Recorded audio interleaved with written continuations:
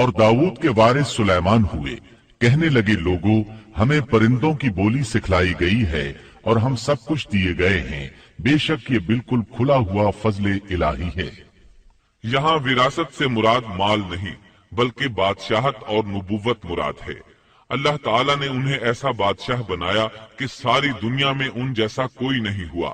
आपसे बढ़कर बादशाहत भी किसी की ना हो सकी, क्योंकि खुद सुलेमान अलैहिस्सलाम ने ये दुआ की थी कि इलाही मुझे ऐसी सल्तनत अता फरमा कि जो मेरे बाद और किसी के शायान शान न हो। قال رب هب لي ملكا لا ينبغي لأحد من بعدي إنك أنت الوهاب فسخرنا له الريح تجري بأمره رخاء حيث أصاب والشياطين كل بناء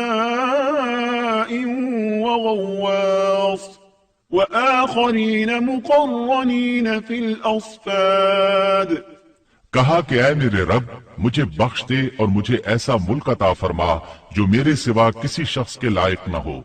तू बड़ा ही देने वाला है। बस हमने हवा को उनके मातहत कर दिया। वो आपके हुक्म से जहां आप चाहते नरमी से पहुंचा दिया करती थी, और ताकतवर जिन्नों को भी उनका मातहत कर दिया। हर इमारत बनाने वाले को और गोताखोर को और दूसरे जिन्नात को भी जो जंजीरों में जकड़े रहते थे। जिन सुलेमान अलैहिस्सलाम के हुक्म से बुलंदो बाला इमारतें तामीर करते थे, दरियाओं में गोता लगाकर उनसे हीरे जवाहरात और मोती बगालते थे। दूसरे जो काम आम इंसानों की ताकत से ज्यादा होते थे वो आप जिन्नों से लिया करते थे। जो जिन आपके हुक्म से सरताबी करते या शरारतें करके काम में रुकावट डालते या दूसरों को तंग करते तो आप उन्हें जंजीरों में जकड़कर कैद खाने में डाल देते।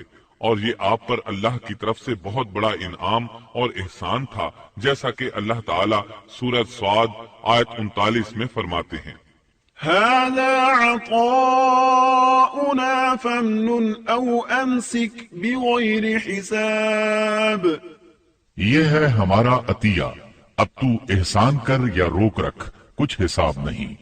अल्लाह ताला ने सुलेमान अलैहिस्सलाम को उन पर कब्जा और इख्तियार दे दिया और फरमाया, अब आपकी मर्जी, आप इन्हें सजा दें या दरगुजर करें, किसी को कुछ दें या रोक लें, आपके लिए सब कुछ जायज है।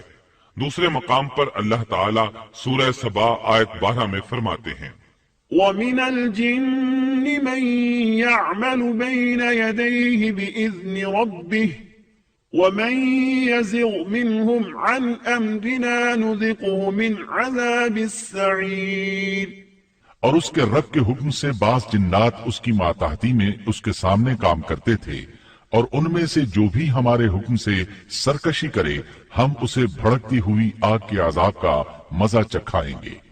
इस तरह अल्लाह ताला सूरह सबा आयत 13 में फरमाते हैं, يعملون له ما يشاء من محاريب وتماثيل وجفان كالجواب وقدور الراسيات اعملوا آل داود شكرا وقليل من عبادي الشكور जो कुछ सुलेमान चाहते जिन्नात वो तैयार कर देते, मसलन कले, मुजस्समे और हौजों जैसे प्याले और चूल्हों पर जमी हुई मजबूत देगे। ऐ आले दाऊद, इसके शुक्रिये में नेक अमल करो, मेरे बंदों में से शुक्रगुजार कम ही हैं। यानी जिन्नात सुलेमान अलैहिस्सलाम के हुक्म के मुताबिक बड़े बड़े महल, मसाजिद, कले, मुख्तलिफ मसाजिद के मॉडल या सीनरियों के मॉडल, बड़े बड़े थाल और इतनी बड़ी देगें बनाते थे जो बोझल और नक्लो हमल के काबिल न होने की वजह से किसी खास मकाम पर नस्ब कर दी जाती थी। और ये आप पर अल्लाह ताला का अजीम एहसान था। इसके अलावा दीगर मोजिजात से भी अल्लाह ताला ने आपको सरफराज फरमाया था, जैसा कि सूरतुल अंबिया आयत 82 में अल्लाह ताला फरमाते हैं, ومن الشياطين من يغوصون له ويعملون عملا دون ذلك وكنا لهم حافظين इसी तरह बहुत से शयातीन भी हमने उसके ताबे किए थे जो उसके फरमान से गोता लगाते थे और इसके सिवा भी बहुत से काम करते थे, उनके निगहबान हम ही थे। ये तमाम इख्तिदार अल्लाह ताला ने आपको अता किया था। आपके मोजज़ात में से एक मोजज़ा ये भी था कि हवा आपके लिए मुसख्खर यानी मुती और फर्मा बरदार थी। अल्लाह ताला सूरह स्वाद आयत 36 में फरमाते हैं, فسخرنا له الريح تجري بأمره رخاء حيث أصاب बस हमने हवा को उनके मातहत कर दिया, वो आपके हुक्म से जहां आप चाहते नरमी से पहुंचा दिया करती थी। अल्लाह ताला सूरतुल अंबिया आयत 81 में फरमाते हैं, ولسليمان الريح عاصفة تجري بأمره إلى الأرض التي باركنا فيها وكنا بكل شيء عالمين और हमने तेजो तुंद हवा को सुलेमान के ताबे कर दिया जो उसके फरमान के मुताबिक उस जमीन की तरफ चलती थी जहां हमने बरकत दे रखी है, और हम हर चीज का इल्म रखने वाले हैं। इसी तरह अल्लाह ताला सूरह सबा आयत 12 में फरमाते हैं, ولسليمان الريح غدوها شهر ورواحها شهر और हमने सुलेमान के लिए हवा को मुसख्खर कर दिया कि सुबह की मंजिल उसकी महीना भर की होती थी और शाम की मंजिल भी महीना भर की होती थी। दीगर मोजज़ात की तरह अल्लाह ताला ने सुलेमान अलैहिस्सलाम को ये मोजज़ा भी अता फरमाया कि तेज और तुंद हवा को उनका ताबे फरमान बना दिया। आप इस हवा को जिस तरह का हुक्म देते वो हुक्म की तामील करती, और इस तरह आप एक माह का सफर चंद घंटों में तय कर लिया करते थे। दाऊद अलैहिस्सलाम को तो अल्लाह ताला ने लोहे की ढलाई का काम सिखाया था, जबकि सुलेमान अलैहिस्सलाम को लोहे की ढलाई के अलावा तांबे की ढलाई का फन भी सिखाया। सूरह सबा आयत 12 में अल्लाह ताला फरमाते हैं, وَأَسَلْنَا لَهُ عَيْنَ الْقِطْرِ और हमने उसके लिए तांबे का चश्मा बहा दिया। इस चश्मे में पानी की बजाय तांबा बहता था। आप उससे जो चाहते बना लेते। आप घोड़ों को बहुत पसंद फरमाते थे। आपके पास बहुत से घोड़े थे। अल्लाह ताला सूरत स्वाद आयत 30-33 में फरमाते हैं, وَوَهَبْنَا لِدَاوُودَ سُلَيْمَانَ نِعْمَ الْعَبْدُ إِنَّهُ أَوَّابٌ إِذْ عُرِضَ عَلَيْهِ بِالْعَشِيِّ الصَّافِنَاتُ الْجِيَادُ فقال إني أحببت حب الخير عن ذكر ربي حتى توارت بالحجاب ردوها علي فطفق مسحا بالسوق والأعناق और हमने दाऊद को सुलेमान अता फरमाया जो बड़ा अच्छा बंदा था और बेहद रुजू करने वाला था। जब उनके सामने शाम के वक्त तेज रौ खासे के घोड़े पेश किए गए तो कहने लगे, मैंने इन घोड़ों पर अपने परवरदिगार की याद को तरजीह दी, यहाँ तक कि आफताब गुरूब हो गया। इन घोड़ों को दोबारा मेरे सामने लाओ। फिर तो उनकी पिंडलियों और गर्दनों पर हाथ फेरने लगे। घोड़े 20,000 से जायद थे। घोड़ों के मुआयने में उनका रोजमर्रा का जिक्र रह गया। तब उन्हें जिक्र इलाही का ख्याल आया, जिस पर उन्हें सख्त सदमा हुआ और कहने लगे कि मैं घोड़ों की मोहब्बत में इतना गुम हो गया कि सूरज गुरूब हो गया। तो इन घोड़ों को दौड़ाया कि वो नजरों से ओझल हो गए। फिर उन्हें दोबारा तलब किया और प्यार मोहब्बत से उनकी पिंडलियों और गर्दनों पर हाथ फेरना शुरू कर दिया। इमाम बुखारी ने अबू हुरैरा रजी अल्लाह अन्हु से रिवायत की है कि एक मर्तबा सुलेमान अलैहिस्सलाम ने इरादा किया कि इस शब में अपनी बीवियों के साथ इस दिवाजी फरीजा अदा करूंगा तो मेरी हर एक बीवी से लड़का पैदा होगा और वो मैदान जिहाद का मुजाहिद बनेगा। लेकिन इस इरादे के साथ इंशाअल्लाह कहना भूल गए। अल्लाह ताला को जलीलुल कद्र पैगंबर का ये तर्ज पसंद न आया। चुनाचे अल्लाह ताला ने सुलेमान अलैहिस्सलाम के इस दावे को इस तरह गलत साबित कर दिया कि तमाम बीवियों में से सिर्फ एक बीवी के यहाँ मुर्दा बच्चा पैदा हुआ। तब सुलेमान अलैहिस्सलाम को एहसास हुआ कि ये इंशाअल्लाह ना कहने का नतीजा है। चुनाचे उन्होंने फौरी तौबा की और इंशाअल्लाह कहने को अपना मामूल बना लिया। अल्लाह ताला ने आपको फैसला करने की जबरदस्त सलाहियत अता फरमाई थी। सूरत अल-अंबिया आयत 87 में है। وداود وسليمان إذ يحكمان في الحرث إذ نفشت فيه غنم القوم وكنا لحكمهم شاهدين۔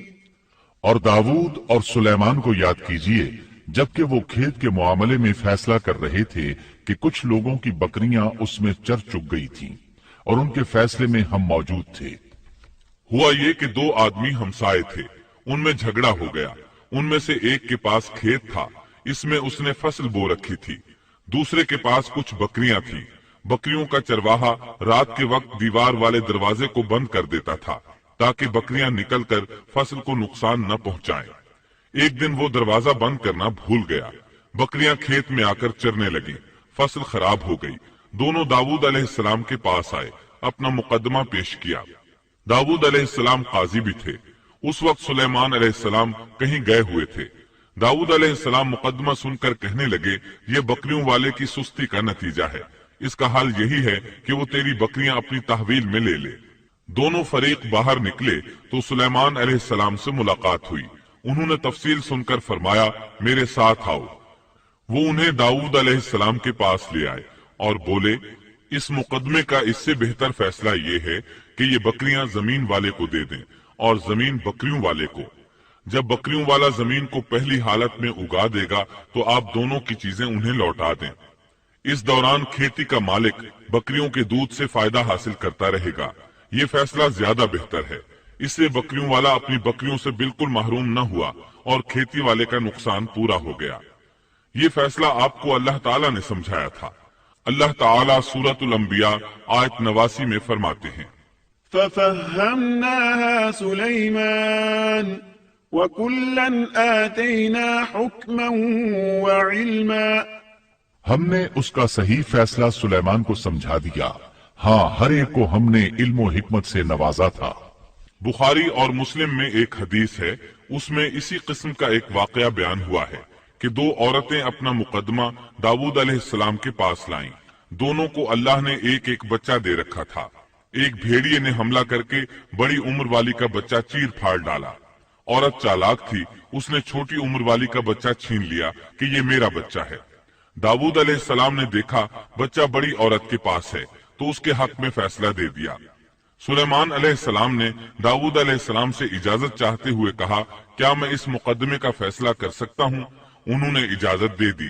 سلیمان علیہ السلام نے عورت سے کہا، بچہ مجھے دے دو۔ بچہ ہاتھ میں لے کر انہوں نے تلوار نکالی اور دونوں عورتوں سے فرمایا، میں اس کے دو ٹکڑے کر کے تم دونوں میں برابر برابر تقسیم کرنے لگا ہوں۔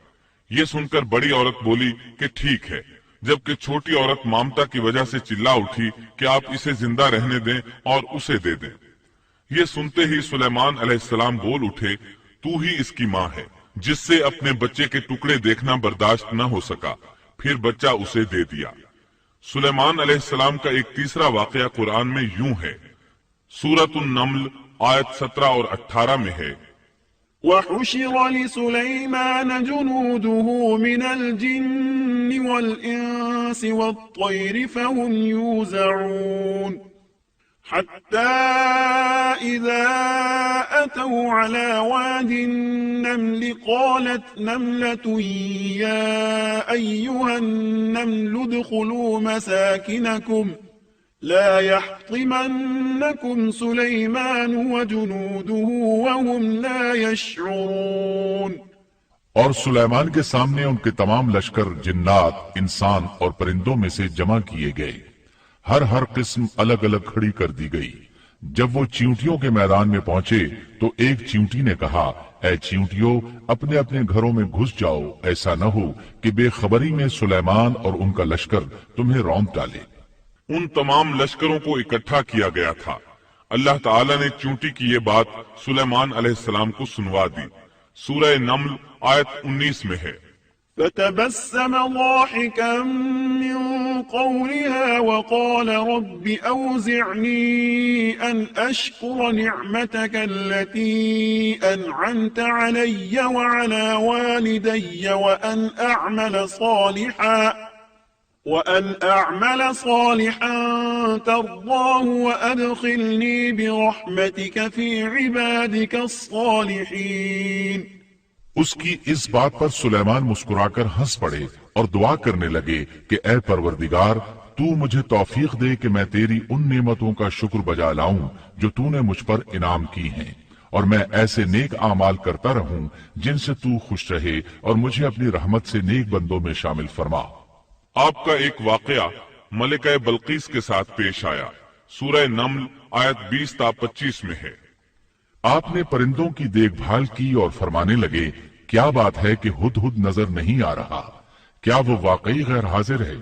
یقیناً میں اسے سخت سزا دوں گا یا اسے ذبح کر ڈالوں گا، یا وہ میرے سامنے کوئی معقول وجہ بیان کرے۔ کچھ زیادہ دیر نہ گزری تھی کہ اس نے آ کر کہا میں ایک ایسی خبر لایا ہوں کہ آپ کو اس کی خبر ہی نہیں، اور میں سبا کی ایک سچی خبر آپ کے پاس لایا ہوں۔ میں نے دیکھا ہے کہ ان کی بادشاہ ایک عورت ہے جسے ہر قسم کی چیز سے کچھ نہ کچھ دیا گیا ہے، اور اس کا تخت بھی بڑا عظیم ہے۔ میں نے اسے اور اس کی قوم کو اللہ تعالیٰ کو چھوڑ کر سورج کو سجدہ کرتے ہوئے پایا ہے۔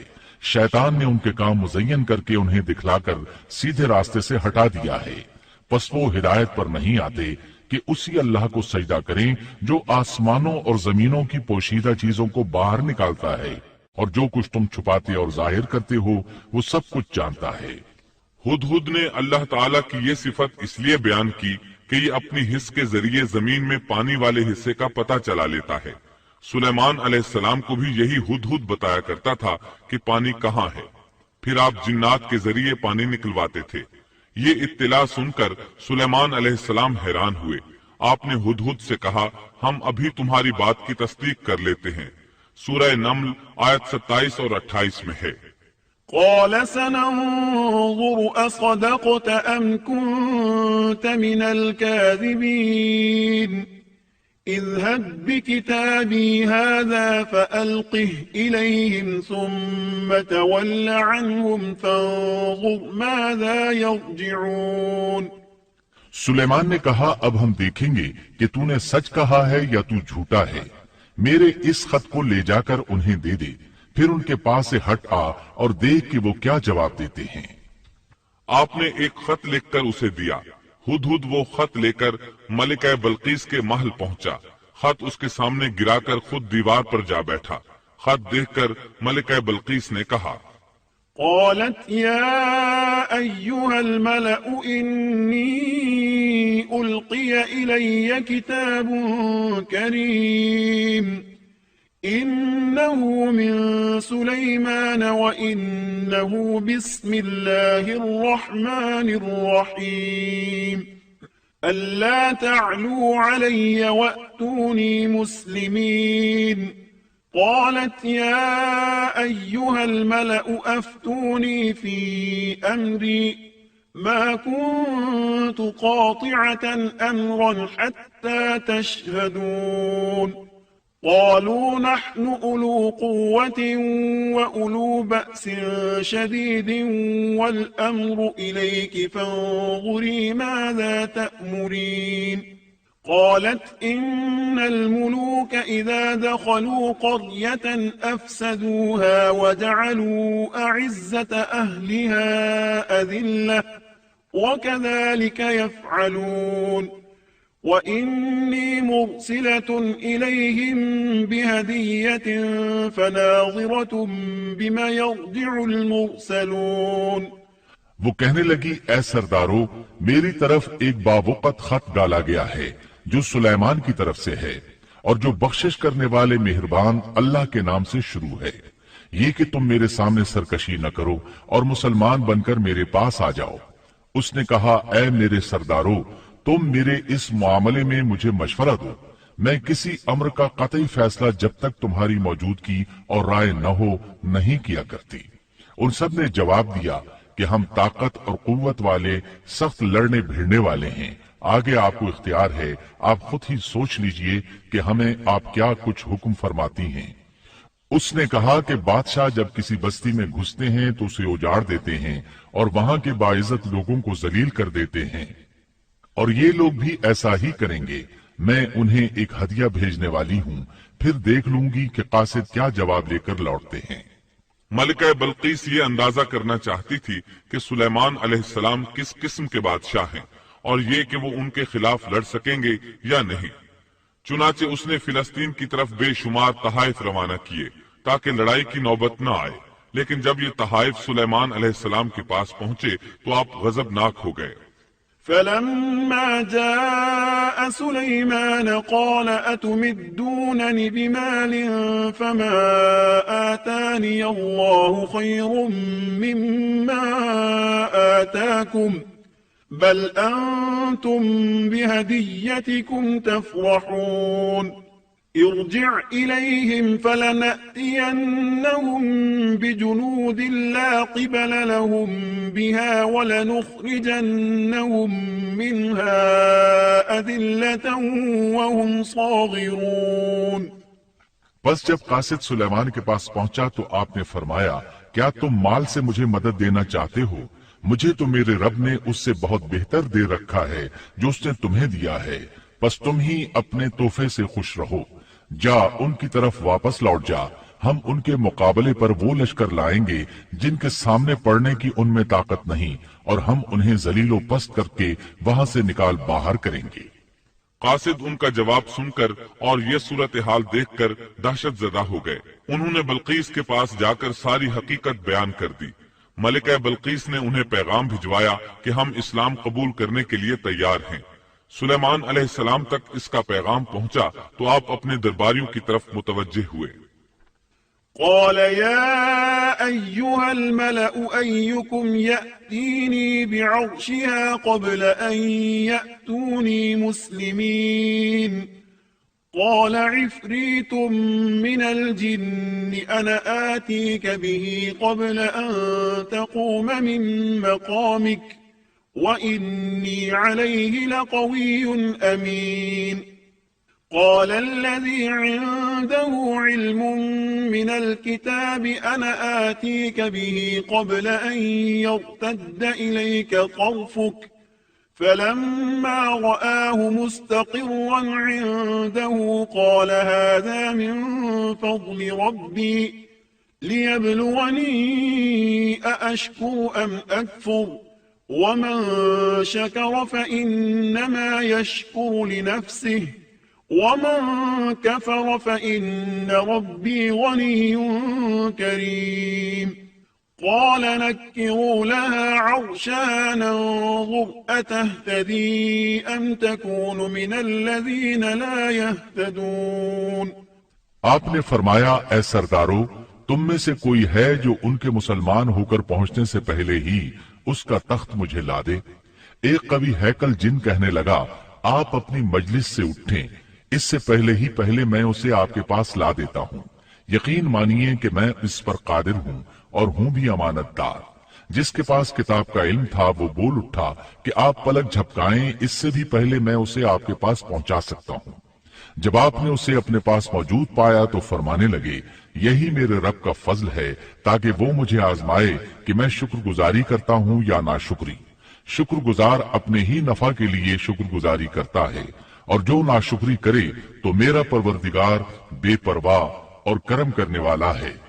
حکم دیا کہ اس کے تخت کی صورت بدل دو تاکہ معلوم ہو جائے کہ یہ راہ پا لیتی ہے یا ان میں سے ہوتی ہے جو راہ نہیں پاتے۔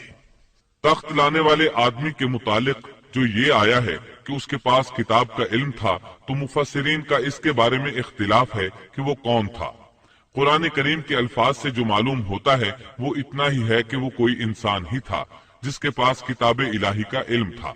اللہ تعالیٰ نے کرامت اور اعجاز کے طور پر اسے یہ قدرت دے رکھی تھی کہ پلک جھپکتے وہ تخت لے آیا۔ پھر سلیمان علیہ السلام نے تخت میں تبدیلی کا حکم دیا۔ تخت میں تبدیلی کا حکم سن کر اس میں سے ہیرے جواہر نکال دیے گئے اور دوسری جگہوں پر لگا دیے گئے۔ سورہ نمل آیت 42 اور 43 میں ہے۔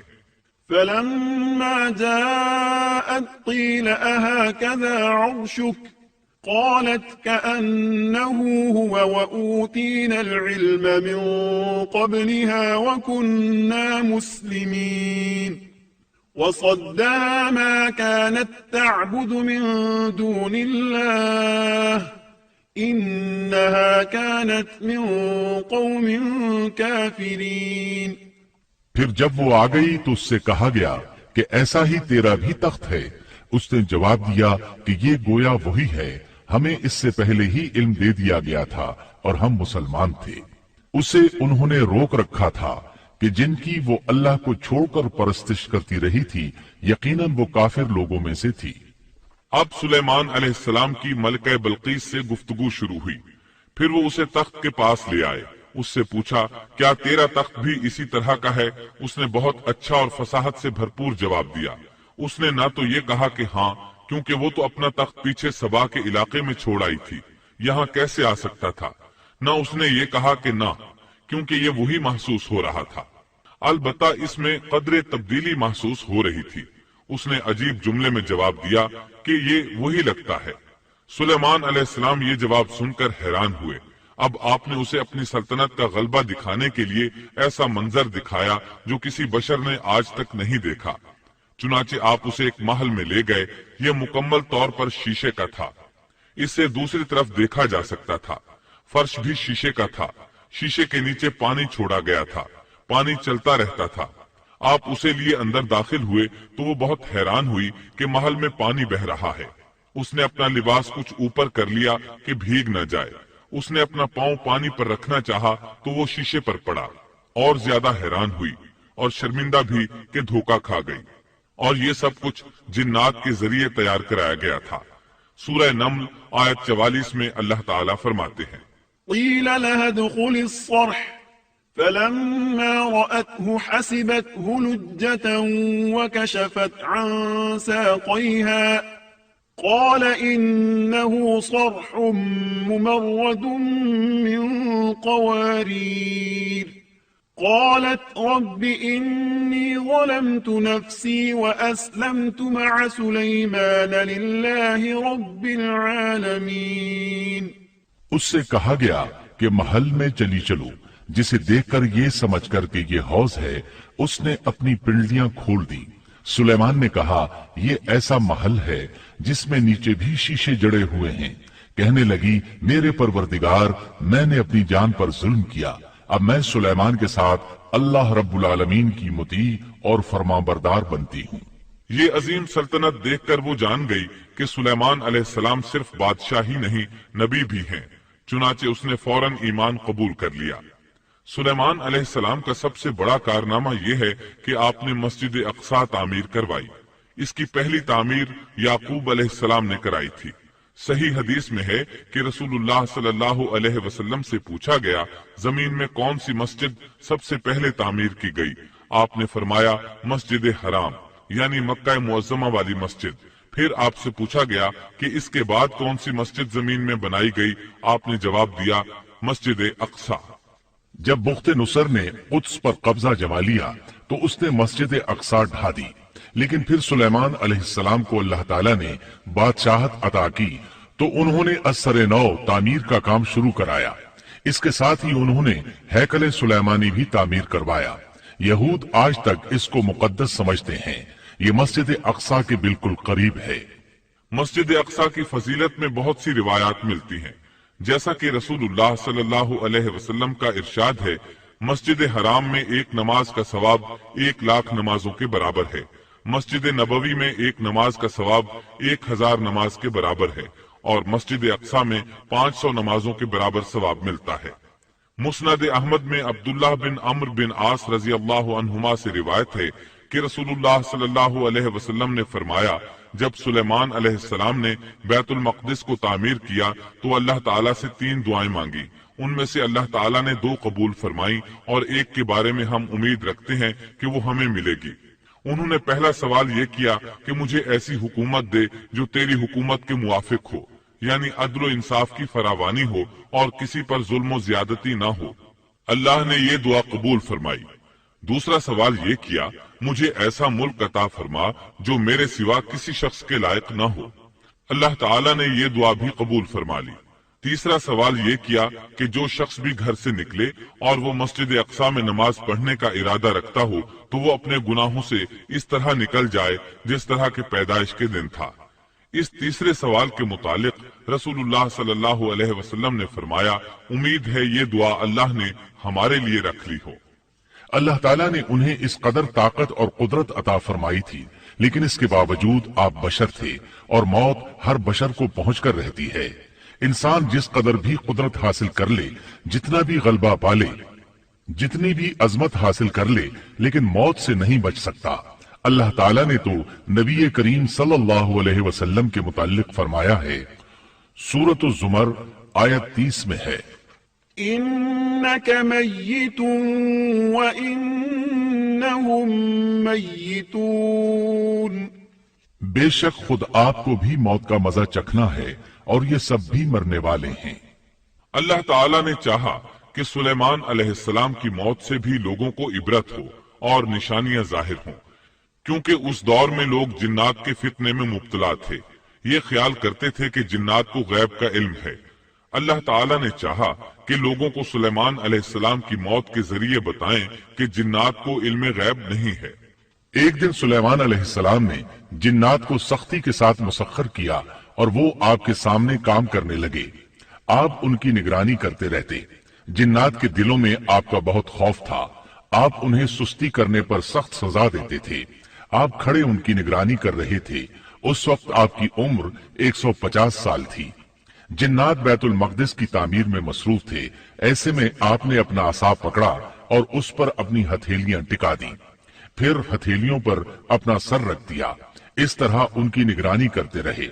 اسی حالت میں اللہ تعالیٰ نے آپ کی روح قبض کر لی، تاہم آپ کی آنکھیں کھلی رہیں۔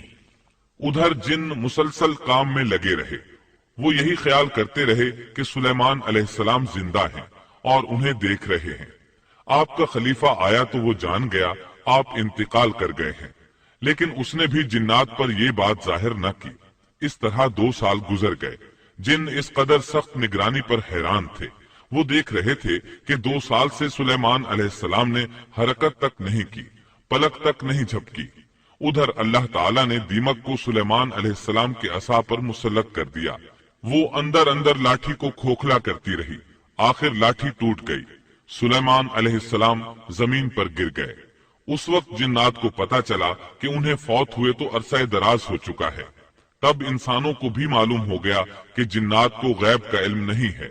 اللہ تعالیٰ سورہ سبا آیت 14 میں فرماتے ہیں، فلما قضينا عليه الموت ما دلهم على موته إلا دابة الأرض تأكل من سأته فلما خر تبينت الجن أن لو كانوا يعلمون الغيب ما لبثوا في العذاب المهين۔ پھر جب ہم نے ان پر موت کا حکم بھیج دیا تو ان کی خبر جنات کو کسی نے نہ دی سوائے گھن کے کیڑے کے جو ان کے عصا کو کھا رہا تھا۔ پس جب سلیمان گر پڑے تو اس وقت جنات نے جان لیا کہ اگر وہ غیبدان ہوتے تو اس ذلت کے عذاب میں مبتلا نہ رہتے۔